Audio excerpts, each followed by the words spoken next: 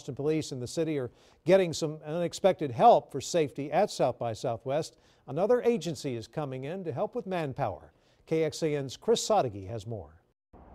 Austin Police Department, the city of Austin, they wanted this to be a safe South by Southwest, and now the state's helping out too. That help comes in the form of DPS troopers. Badges of a different color showed up at South by Southwest over the weekend. As of Sunday morning, state troopers are now a part of the festival's safety plan, with troopers and vehicles set up on closed streets and intersections.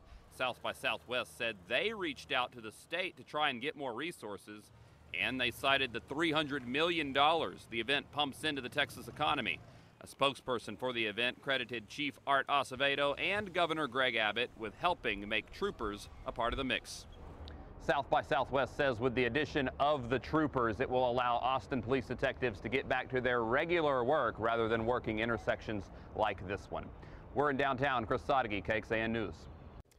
And we just learned DPS will absorb the cost of helping police the streets of Austin during South by Southwest. The department will also provide up to 45 troopers per day, and that includes any overtime. And they're coming in from as far afield as San Antonio and Waco. KXAN investigator Robert Maxwell has been looking at the issues associated with bringing in other agencies to help out with this festival. Sure, Robert. You know, we told you last week how Austin police were planning not only to use extra officers, but also extra patrol cars to augment those barricades you've been seeing around town. And that has meant taking vehicles from outside the downtown.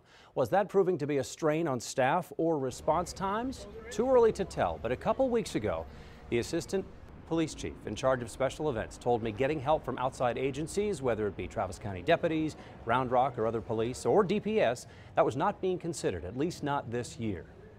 Can we move in the direction of putting this all on overtime and maybe having an agreement with some external agencies?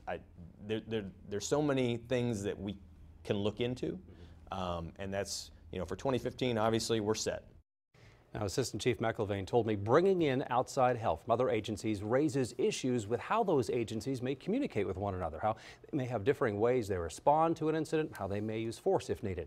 And we are asking APD what kind of agreement they now have with DPS and its troopers. Robert, we'll let you know what they say. Appreciate it, Robert. Well, manning the barricades is a top priority for police this year, all because of last year's deadly crash. 1 year ago, there were only thin metal and wood barricades to separate people from cars. Police say that's how a suspected drunk driver was able to drive right into the festival zone, killing 4 people and injuring 20 others. But this year, officers are using water-filled barriers coupled with police cars to protect festival goers. They have also been using about 30 officers per day to staff those barricades.